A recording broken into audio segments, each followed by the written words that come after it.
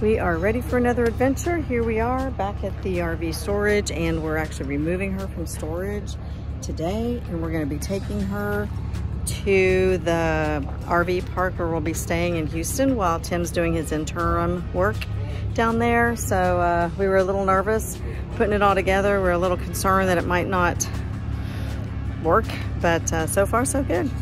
And there's Tim. He's over there on a phone call, so he's still working while we're working.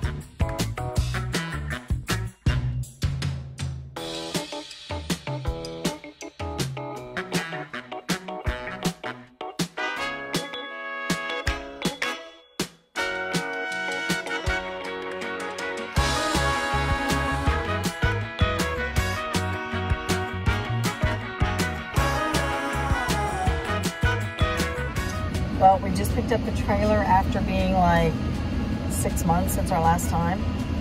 So, honey, how easy was it after 6 months? Surprisingly easy. However, I do have to go back and review my backing up video. I've lost my skills, so I need to reclaim that. Yeah, that was not pretty. Actually, he did really good. He backed it up.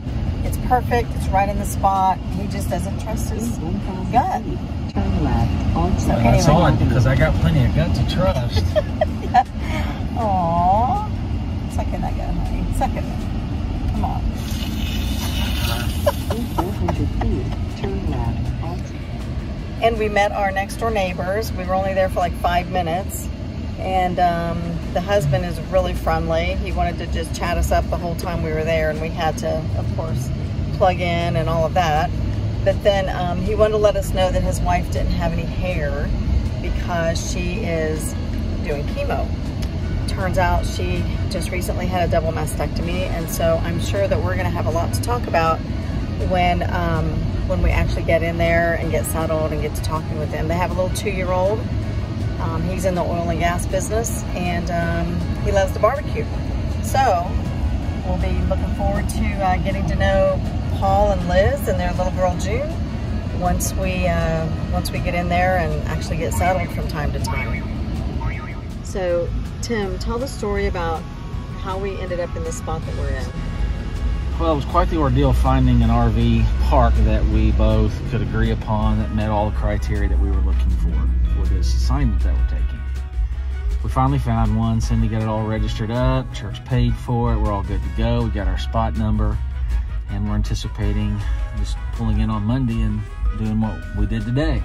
As it turns out, I get a call Saturday afternoon just after we'd gotten home from our road trip on the motorcycles. And the lady said the spot wasn't available. She had another spot. We knew where that spot was. We really didn't like it. So essentially, bottom line was I told her, listen, just cancel the reservation. We'll go on and find us, go to our second choice RV park. She said, okay, sorry about that, so forth. 5 minutes later, she called and said, well, guess what? Good news. As it turns out, this one guy moved out of the spot next to us, which is actually the spot my wife wanted all along because it has a little yard. It's on the end. It's a better spot. It's the same size, etc. Same money. So it's better all the way around. And she said, that's the one we're going to give you if that's okay with you. And we're like, yep, we'll take it. So there we are.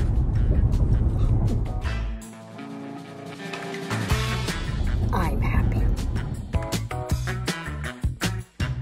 I'm on my own for a little bit to get the RV ready for us to live in. We have just come down to the Houston area and the light's changing, so gotta go. So my job now is to get the RV cleaned and ready to go. It is super dusty because it's been sitting in storage for 6 months. I'm basically having to clean the whole thing from top to bottom, including the walls and the floors and getting our beds ready and getting it ready to be a home.